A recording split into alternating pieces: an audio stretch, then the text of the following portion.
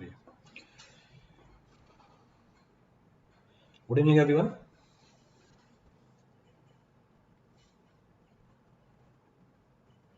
Hope you all are doing good.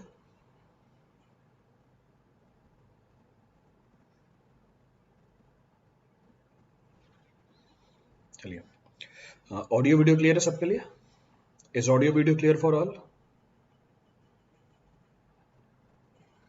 Audio video clear है सबके लिए?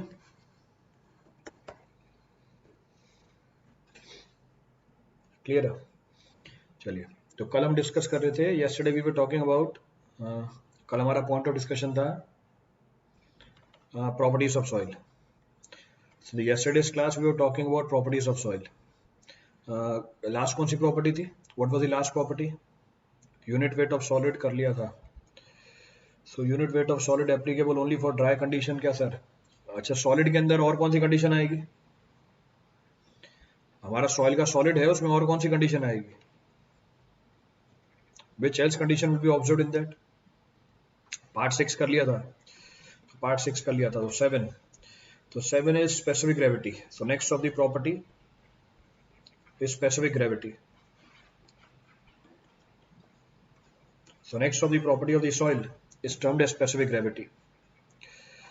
So next of the point of reference is specific gravity.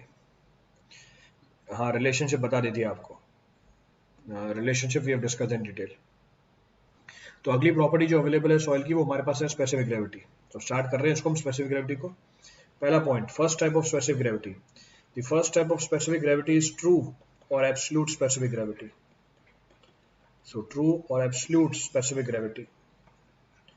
So next of the property to be referred is true or absolute specific gravity of the soil. तो अगर आपको कुछ नहीं बोला जाए, अगर आपको सवाल में कुछ नहीं बोला जाए, इसका मतलब बाय डिफॉल्ट वो ट्रू या एब्सोल्यूट स्पेसिफिक ग्रेविटी ही होती है।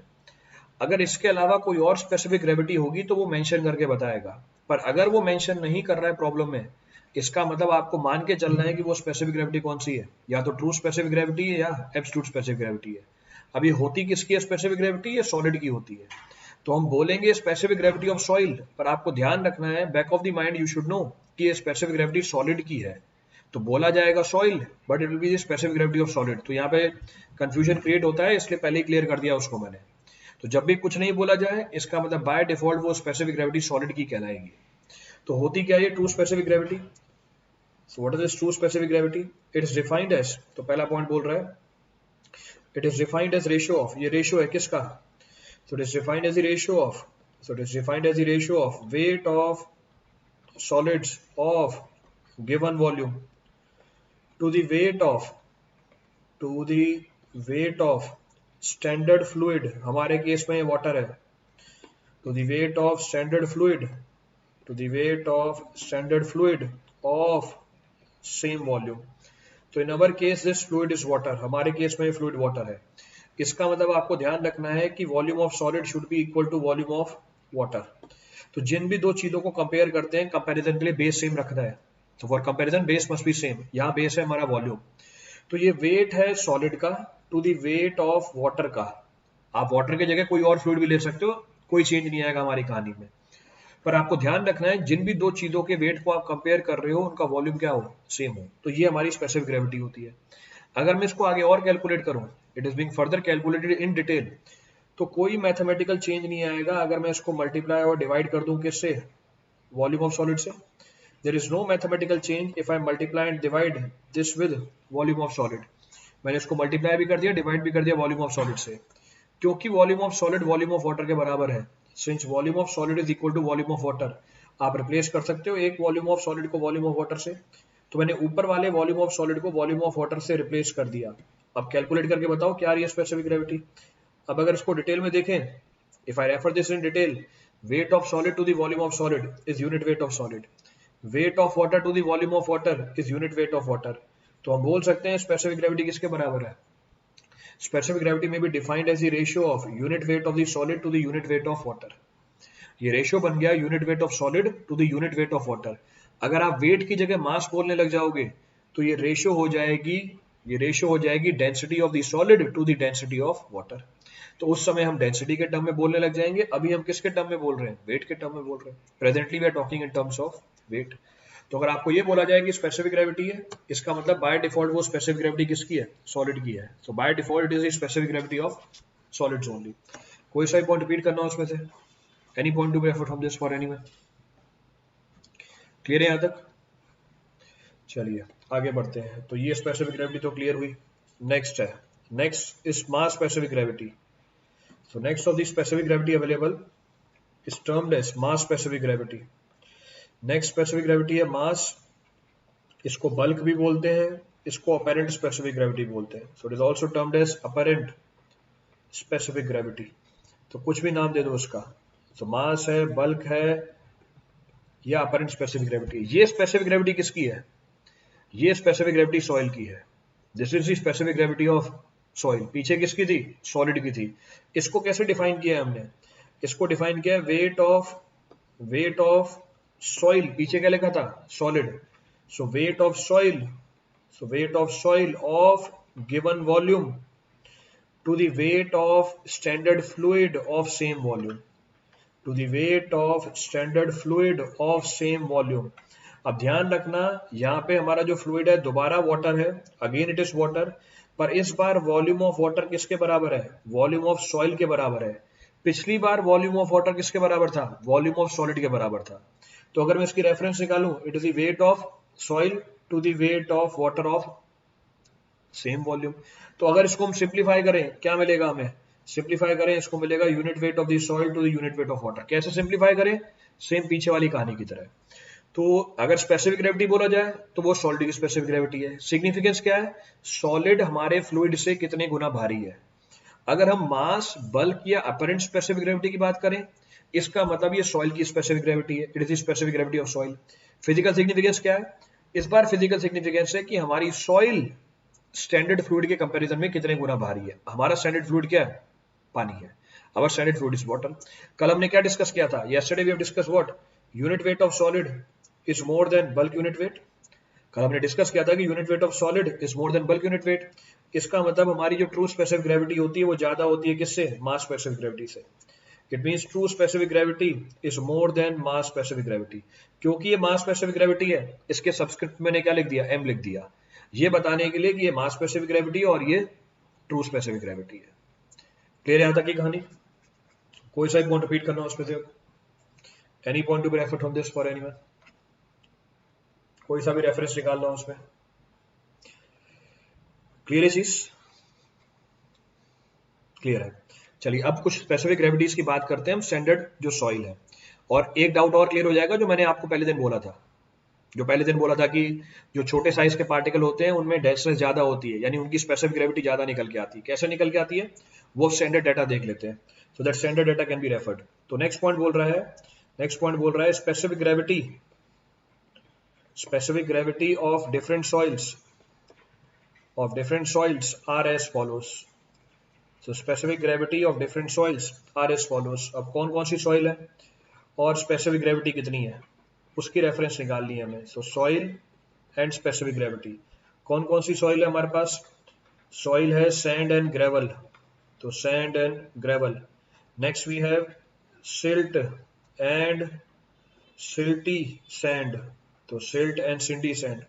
Next we have inorganic clay। so next we have inorganic clay। next we have soil high in mica। so soil high in concentration of mica। next mica के साथ iron भी बोल सकते हो। so mica and iron। so mica and iron। next है organic soil। so next है organic soil। अब specific gravity कितनी होती है इनकी? 2.65 से लेके 2.68। सिल्ट की थोड़ी सी ज्यादा मिल जाएगी तो 2.66 से लेके 2.7। ऑर्गेनिक क्ले की और ज्यादा मिल जाएगी, इनऑर्गेनिक क्ले की और ज्यादा मिल जाएगी 2.7 से लेके 2.8। मिनरल्स है और ज्यादा मिलेगी 2.75 से लेके 2.85। ऑर्गेनिक की कंपैरेटिवली कम होती है 1 से लेके 2। चलिए देखिए, अब मैंने आपको स्पेसिफिक ग्रेविटी बताई है अलग अलग टाइप ऑफ सॉइल की, स्टैंडर्ड वैल्यूज आई है, referred on the basis of observation के बेसिस पे निकाली हुई है। पहली बात तो ये कौन सी स्पेसिफिक ग्रेविटी है? फर्स्ट पॉइंट ऑफ रेफरेंस, ये मैंने कौन सी स्पेसिफिक ग्रेविटी बताई है आपको, ये ट्रू स्पेसिफिक ग्रेविटी है या मास स्पेसिफिक ग्रेविटी है? It is true specific gravity being referred or mass specific gravity being referred. ये ट्रू स्पेसिफिक ग्रेविटी है, मास स्पेसिफिक ग्रेविटी है, ये ट्रू स्पेसिफिक ग्रेविटी है। क्लियर चीज?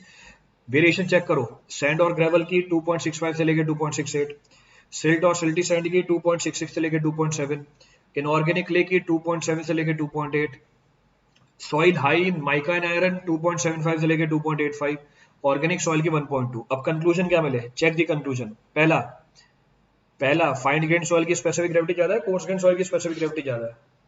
Specific gravity of fine grain soil is more or coarse grain soil is more. किसकी specific gravity ज्यादा है, fine grain की, कोर्स ग्रेन की? Who specific gravity is more? Fine grain की specific gravity ज्यादा। जैसे जैसे साइज कम होती जा रही है किसकी, सॉलिड के पार्टिकल की, स्पेसिफिक ग्रेविटी बढ़ती चली जा रही है। क्यों? जितना छोटा पार्टिकल होता है उतनी कॉम्पैक्टली पैक्ड होता है वो, जितना छोटा पार्टिकल है उतना ही कॉम्पैक्टली पैक्ड है। तो मैं ये कंक्लूजन लिख देता हूं नीचे। तो ये कंक्लूजन क्या बोल रहा है, कंक्लूजन बोल रहा है fine grand soil have more specific gravity, have more specific gravity. क्यों? क्योंकि इनके जो मॉलिक्यूल्स हैं वो टाइटली पैक्ड होते हैं। Next point of reference, organic soil की स्पेसिफिक ग्रेविटी ज्यादा है, इनऑर्गेनिक सॉइल की स्पेसिफिक ग्रेविटी ज्यादा है? ऑर्गेनिक सॉइल की स्पेसिफिक ग्रेविटी ज्यादा है या इनऑर्गेनिक सॉइल की स्पेसिफिक ग्रेविटी ज्यादा है? वो specific gravity is more, organic or inorganic? Out of organic inorganic who specific gravity is more? तो इनऑर्गेनिक सॉइल की स्पेसिफिक ग्रेविटी आपको ज्यादा मिलेगी किससे, ऑर्गेनिक से। तो एनवायरमेंट में बता रखा है, this we have discussed in the case of environment also. So you can say that specific gravity of inorganic soil is more than organic soil, is more than organic soil. तो जो specific gravity होती है inorganic soil की वो organic soil से ज्यादा होती है। नेक्स्ट पॉइंट ऑफ रेफरेंस, अगर हमारे सॉइल में मिनरल कंटेंट बढ़ जाए, अगर हमारे सॉइल में मिनरल कंटेंट बढ़ जाए, स्पेसिफिक ग्रेविटी ज्यादा आ रही है कम आ रही है? अगर हमारे सॉइल में मिनरल कंटेंट बढ़ जाए, स्पेसिफिक ग्रेविटी इज मोर और less? So with increase in mineral content, specific gravity increases. So with increase in mineral content, so with increase in mineral content, so with increase in mineral content, specific gravity increases. Mineral content, specific gravity increases. तो जितनी भी observation है वो आपको बता दी है, all the observations I mentioned. तो छोटे साइज के पार्टिकल ज्यादा क्लोजली पैक्ड होते हैं, इनऑर्गेनिक पार्टिकल ज्यादा क्लोजली पैक्ड होता है, मेटल्स की स्पेसिफिक ग्रेविटी बहुत ज्यादा निकल के आती है। तो अगर हमारे सॉइल के अंदर मेटल्स ज्यादा होंगे तो उनकी स्पेसिफिक ग्रेविटी भी क्या मिलेगी आपको, ज्यादा मिलेगी। If in our soil metals are more, its specific gravity will also come out to be comparatively more. तो ये सारी स्टैंडर्ड वैल्यूज है, all the standard values are given to you.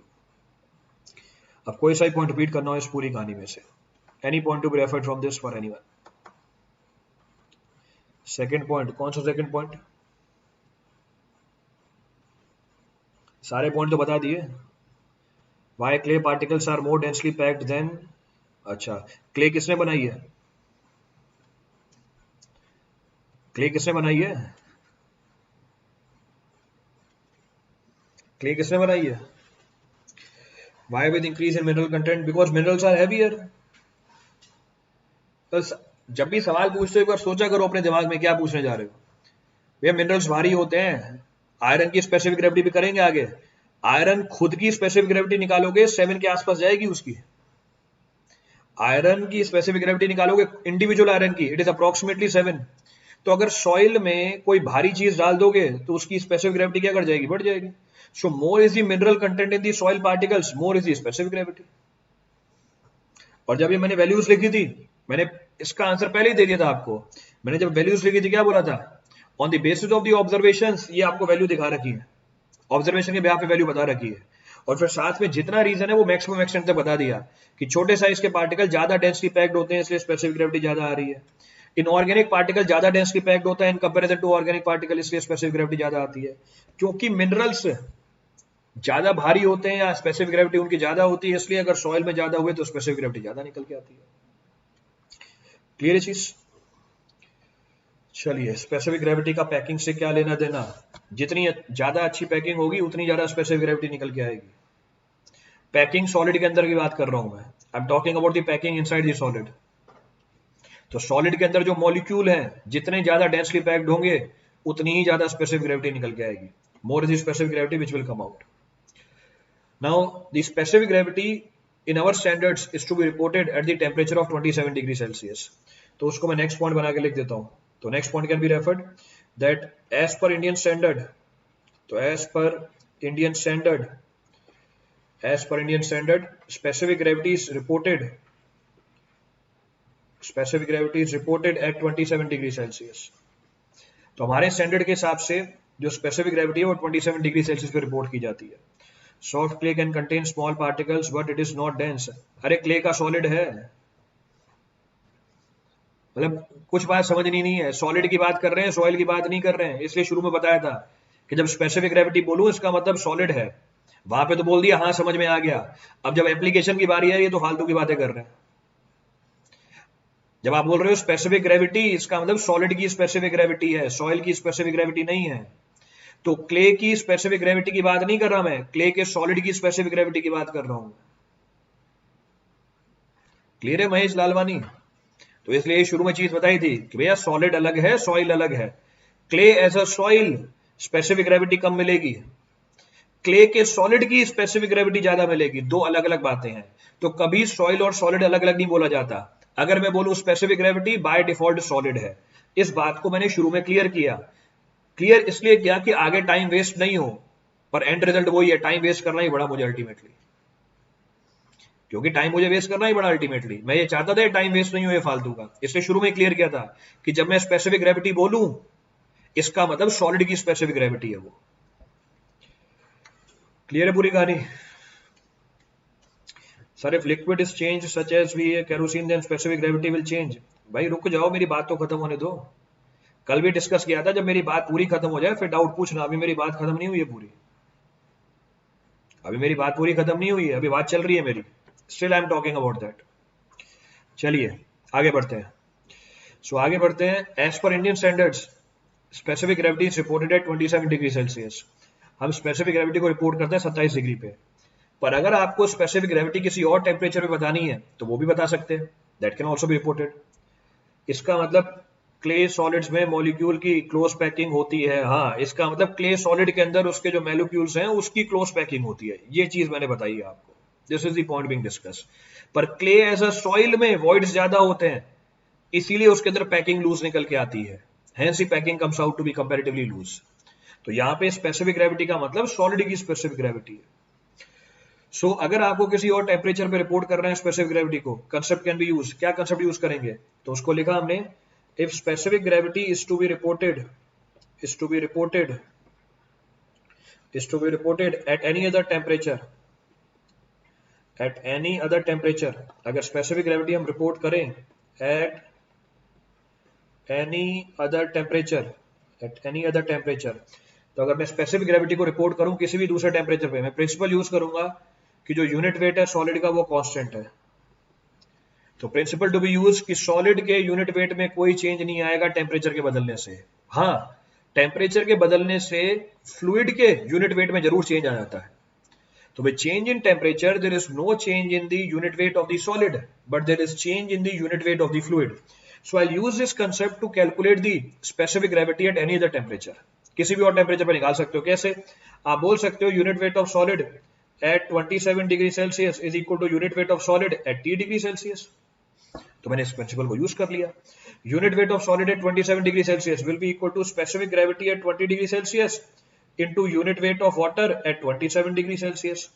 Specific gravity of solid अगर मैं use करूं T degree Celsius पे तो हम यूनिट वेट निकाल सकते हैं। कैसे? Specific gravity at T degree Celsius into unit weight of water at T degree Celsius. तो आपकी स्पेसिफिक ग्रेविटी कितनी आ गई टी डिग्री सेल्सियस पे? It is equal to specific gravity at 27 degree Celsius into unit weight of water at 27 degree Celsius divided by unit weight of water at t degree Celsius। So this is the principle to be applied to calculate the specific gravity at any other temperature than 27 degree Celsius। Clear है चीज? अभी करना है इसमें तो कुछ भी? Any point to be referred from this for anyone? तो हम रिपोर्ट करते हैं स्पेसिफिक ग्रेविटी को 27 डिग्री पे, पर अगर किसी और टेम्परेचर पे रिपोर्ट करना है वो भी रिपोर्ट की जा सकती है। That can also be reported using the principle कि जो यूनिट वेट है सॉलिड की वो क्या रहेगी हर टेम्परेचर पे, कांस्टेंट रहेगी। कोई सा पॉइंट रिपीट करना हो इस पूरी कहानी में से? Any point to be referred up till now from this story? Clear याद है की बात? चलिए अब आगे बढ़ते हैं, आगे बढ़ते हैं। नेक्स्ट पॉइंट बोल रहा है, नेक्स्ट पॉइंट बोल रहा है if specific gravity, if specific gravity, और पहले जनरल स्टेटमेंट लिख लेते हैं। जनरल स्टेटमेंट क्या बोल रहा है?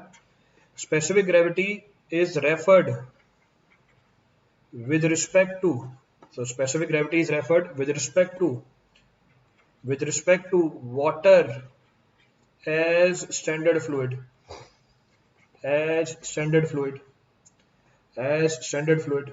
But if it is to be, but if it is to be, but if it is to be, it is to be reported, if it is to be reported with respect to some other fluid, some other fluid, but if it's to be reported with respect to some other fluid, then again the same principle is used कि unit weight of solid क्या है, constant है।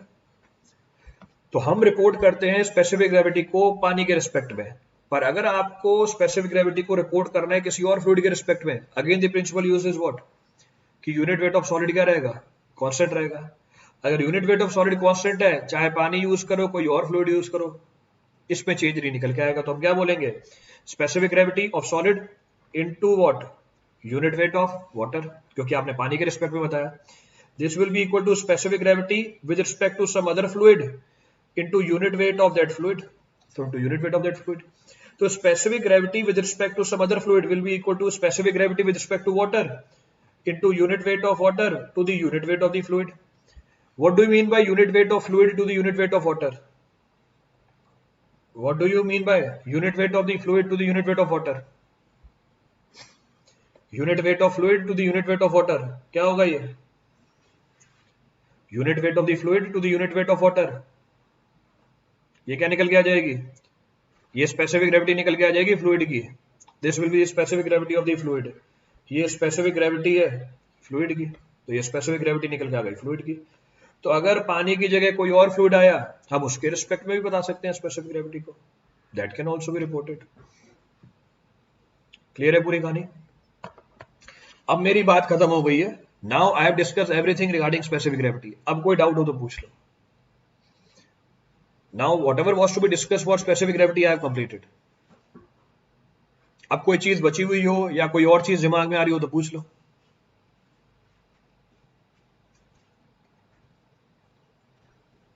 Clear है यहां तक की कहानी? Specific gravity with respect to fluid, इसको जीएफ बोल दिया।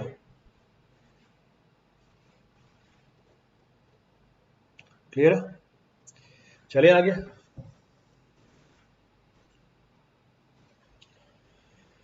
चलिए आगे बढ़ते हैं।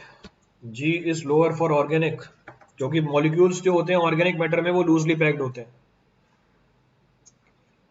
क्योंकि जो मॉलिक्यूल्स होते हैं ऑर्गेनिक सॉइल के अंदर वो लूजली पैक्ड होते हैं। सॉइल का मतलब यहाँ पे सॉलिड है, हियर सॉइल मीन सॉलिड। चलिए आगे बढ़ते हैं। तो ये हमारी हो गई specific gravity. Next property, again very important property, बहुत ही इंपॉर्टेंट प्रॉपर्टी है। How course grand soil have specific gravity less than that of fine grand soil.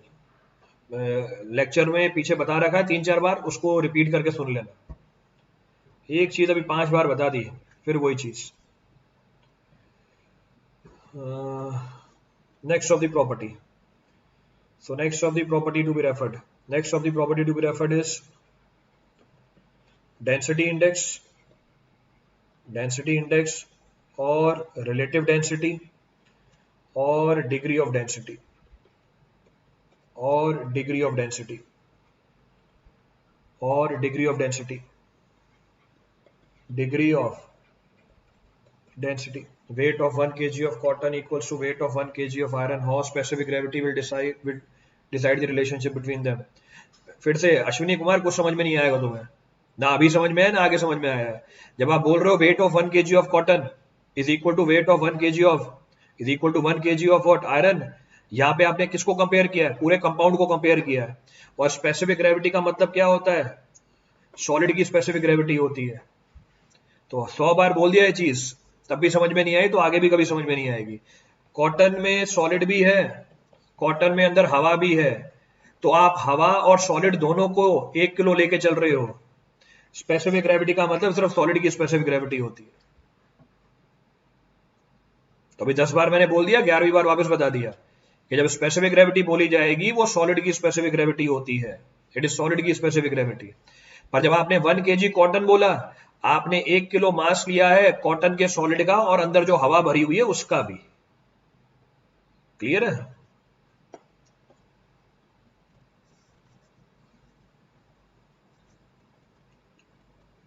तो इसलिए जो चीज बोल रहा हूं वो बैठ के सुनो पहले। एक बार समझ में नहीं आती दोबारा सुनो, दूसरी बार समझ में नहीं आती तीसरी बार सुनो। आपके पास तो फायदा है, लेक्चर रिकॉर्डेड है, सुनते जाओ उसको, सारी बात समझ में आ जाएगी। एट्थ प्रॉपर्टी है ये, एट्थ प्रॉपर्टी है तो इसको एट्थ लिख दो। सो एट्थ प्रॉपर्टी है ये, so this is the eighth property. So eighth property, चलिए। So next of the point of reference is density index, very important property. Why very important property? पिछले 2-3 lectures में हमने ये डिस्कस किया था, पिछले 2-3 लेक्चर्स में हमने ये डिस्कस किया था कि वॉइड रेशियो और ड्राई डेंसिटी को हम यूज कर सकते हैं as an indicator of denseness of soil. पिछले 2-3 लेक्चर्स में हमने ये डिस्कस किया था कि वॉइड रेशियो और ड्राई डेंसिटी को हम यूज कर सकते हैं as an indicator of denseness of soil, but not in absolute term, in relative term. उसको अगर वापस मैं रिकॉल कराऊं, denseness was inversely proportional to void ratio, was directly proportional to dry unit weight। जो हमारी डेंसनेस थी वो डायरेक्टली प्रोपोर्शनल थी ड्राई यूनिट वेट के, पर इनवर्सली प्रोपोर्शनल थी किसके, वॉइड रेशियो के। तो हाँ, वॉइड रेशियो और ड्राई डेंसिटी हमें डेंसनेस बताती है, पर ये रिलेटिव टर्म में बताती है। कैसे? एक सॉइल है उसकी वॉइड रेशियो है 0.2, दूसरी सॉइल है उसकी वॉइड रेशियो है 0.3।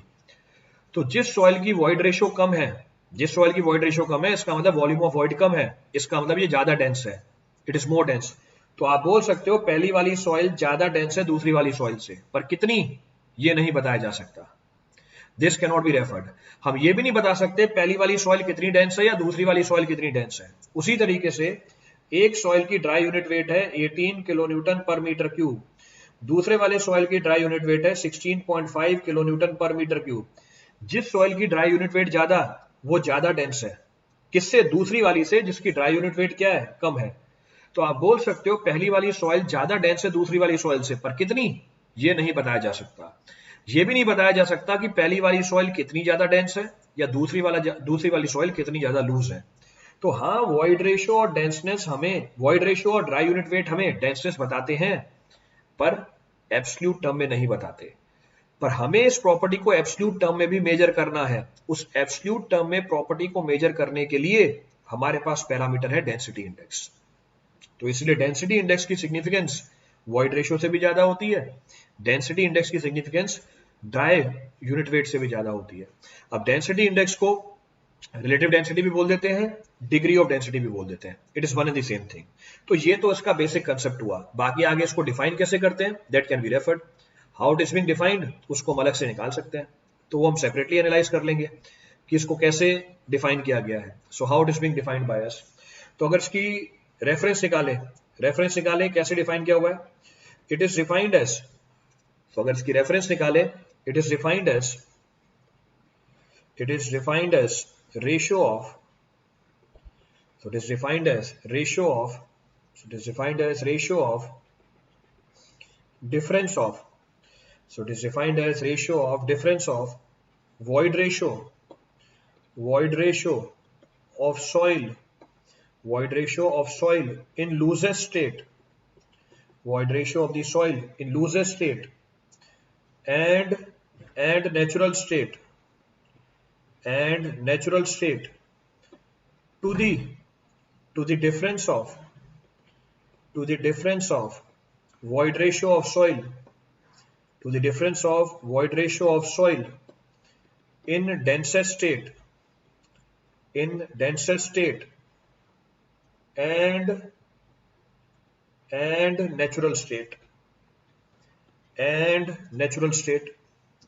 एब्सोल्यूट एंड रिलेटिव पूछ रहे हैं and natural state.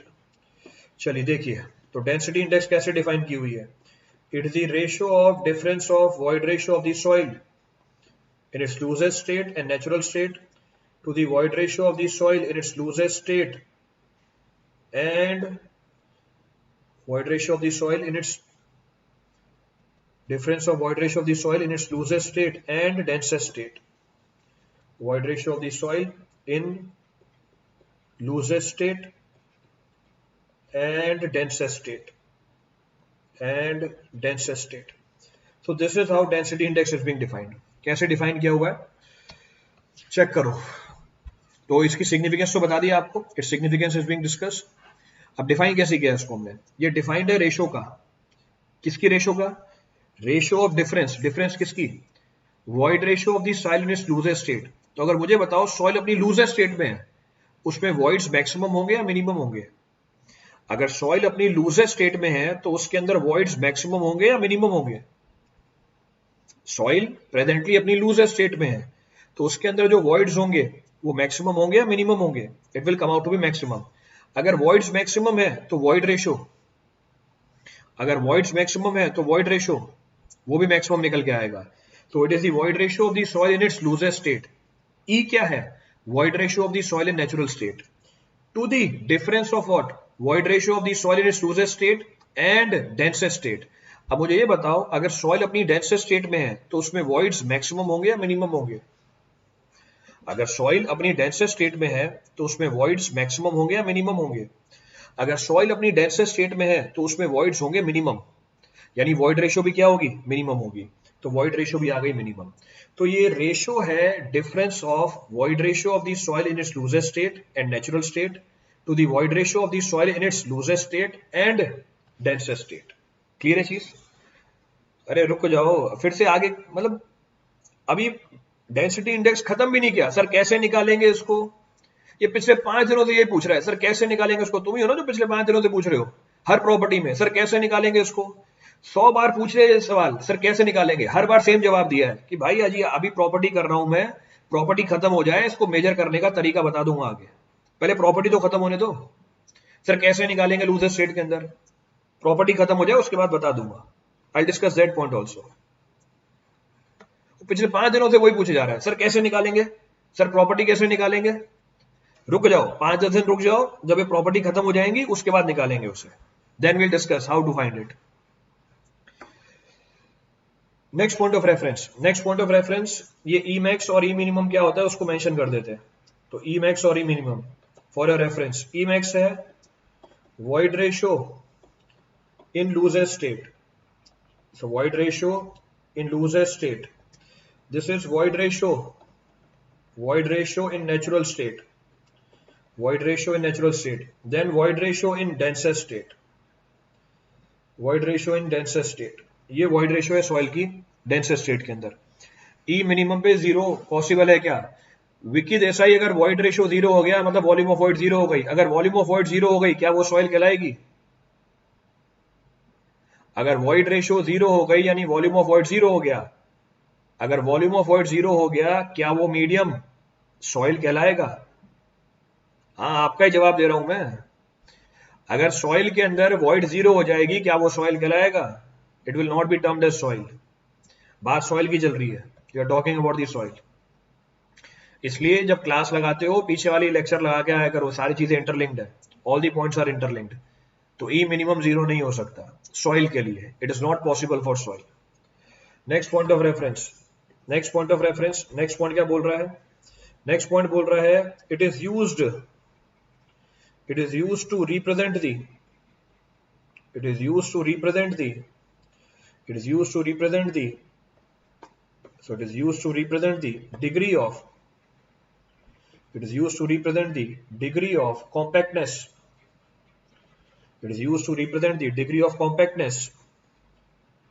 degree of compactness, of natural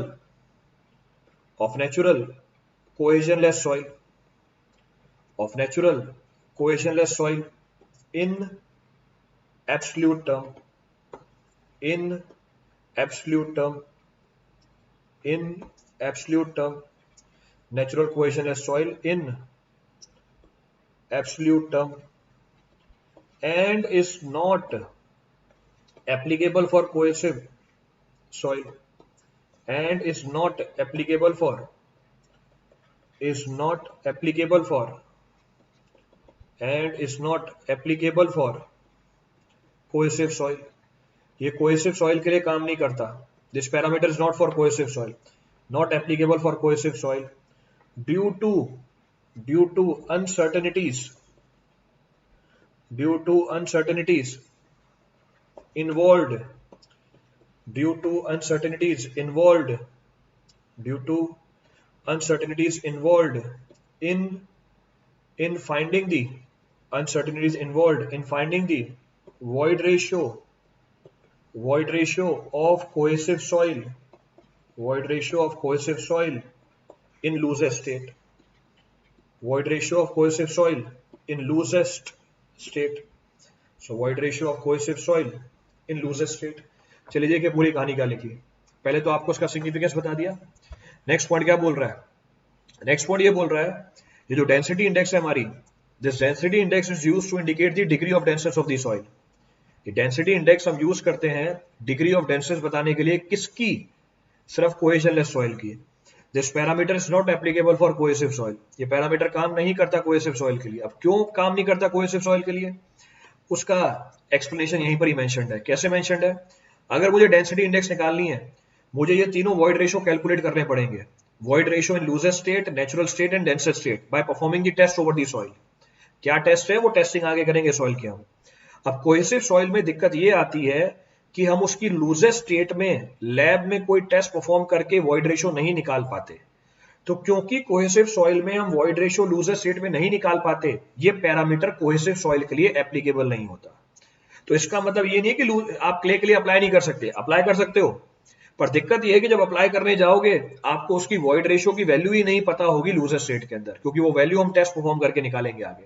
और जब टेस्ट डिस्कस कर रहे होंगे तब आपको ये बात समझ में आएगी कि क्ले के अंदर ऐसी क्या दिक्कत आ जाती है कि लूजेस्ट स्टेट में हम उसका वॉइड रेशियो नहीं निकाल पाते. अभी के लिए आपको ये जानकारी दे दी. For now information is given कि ये पैरामीटर एप्लीकेबल है सिर्फ कोहेजनलेस सॉइल के लिए. क्लियर है यहां तक की कहानी? रिपीट करना है इसमें से कुछ भी? Any point of reference to this? कोई सा पॉइंट रिपीट करना उसमें से? क्लियर चीज? चलिए आगे बढ़ते हैं, आगे बढ़ते हैं. अब ये बताओ if E is equal to E maximum, अगर E मैक्सिमम के बराबर है, यानी नेचुरल स्टेट में सॉइल कैसी है? लूजेस्ट है. अगर नेचुरल स्टेट में सॉइल लूजेस्ट स्टेट के अंदर है तो हमारी डेंसिटी इंडेक्स कितनी हो जाएगी? अगर नेचुरल स्टेट में ही सॉइल लूजेस्ट स्टेट के अंदर है तो हमारी डेंसिटी इंडेक्स क्या हो जाएगी? चेक कर लो. If E is equal to E maximum, our density index will come out to be how much? 0%. अगर नेचुरल स्टेट में ही सॉइल हमारी डेंसेस्ट स्टेट में है, अगर नेचुरल स्टेट में सॉइल हमारी डेंसेस्ट स्टेट के अंदर है तो E मिनिमम के बराबर हो जाएगी. इसका मतलब डेंसिटी इंडेक्स कितना आ जाएगा? 100% आ जाएगा. यानी कंक्लूजन क्या मिला? What the conclusion being derived? The conclusion being derived is density index के बीच में फॉल करती है. डेंसिटी इंडेक्स की वैल्यू होती है 100% से लेके, तो डेंसिटी इंडेक्स की वैल्यू होती है 100% से लेके 0% के बीच में. आप फ्रैक्शन के टर्म में बोल सकते हो, you can express in terms of fraction. तो आप बोल सकते हो डेंसिटी इंडेक्स 1 से लेके कहां तक होता है? 0 के बीच में लाई करता है.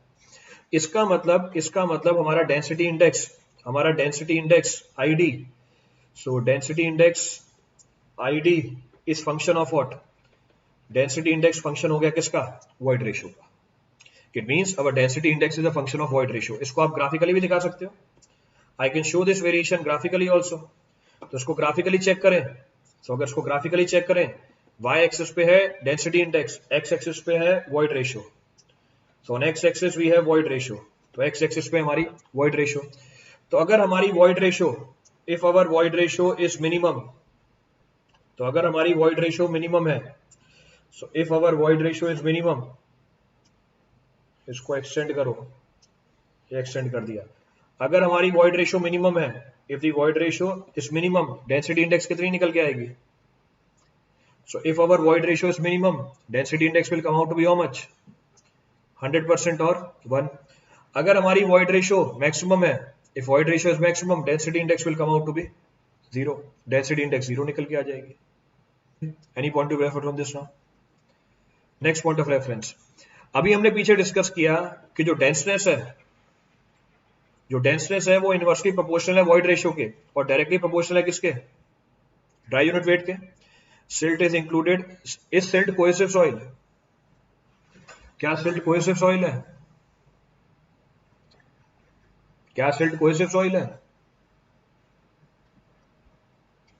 तो मैंने बोला ये एप्लीकेबल है कोहेजनलेस सॉइल के लिए, तो आप बता दो क्या सिल्ट कोहेसिव सॉइल है? Silt is not a cohesive soil, तो कोहेजन नहीं होता सिल्ट के अंदर। बहुत बढ़िया, तो silt is non cohesive soil. बहुत बढ़िया सॉइल मैकेनिक्स कर रखी है आपने पहले, बहुत बढ़िया सॉइल मैकेनिक्स कर रखी है। मतलब सिल्ट में कोहेजन अवेलेबल नहीं होती, there is no cohesion available in the silt. ये सिल्ट भी कोहेसिव सॉइल है, कोहेजन होता है उसके अंदर भी, कोहेजन भी होता है, फ्रिक्शन भी होता है इसके अंदर। It possess cohesion also, it possess friction also. तो मैंने ये तो पूछा ही नहीं कम या ज्यादा है, मैंने तो बस ये पूछा है क्या कोहेजन है उसके अंदर। आपने बोला नहीं कोहेजन नहीं है उसके अंदर। So it also consists of cohesion, उसमें भी cohesion present होती है, तो वो भी cohesive soil है। It is also cohesive soil. So अभी पीछे डिस्कस किया हमने, we have discussed that denseness is inversely proportional to void ratio and directly proportional to dry unit weight. ये directly proportional dry unit wait के, इसका मतलब void ratio और dry unit wait में क्या रिलेशनशिप निकल के आ गई? इसका मतलब वॉइड रेशियो और ड्राई यूनिट वेट में क्या रिलेशनशिप निकल के आ गई? इनवर्स रिलेशनशिप है। इसका मतलब इफ E is equal to E maximum, gamma d will be equal to gamma d minimum. जब वॉइड रेशियो मैक्सिमम होगा, ड्राई यूनिट वेट क्या होगी? मिनिमम होगी। आप बोल सकते हो E is equal to E minimum, gamma d will be equal to gamma d maximum. Gamma d किसके बराबर हो जाएगी? गामा डी मैक्सिमम के बराबर हो जाएगी। यानी आप डेंसिटी इंडेक्स को किसके टर्म में लिख सकते हो? आप डेंसिटी इंडेक्स को ड्राई यूनिट वेट के टर्म में भी लिख सकते हो। हम डेंसिटी इंडेक्स को ड्राई यूनिट वेट के टर्म में भी लिख सकते हैं। कैसे?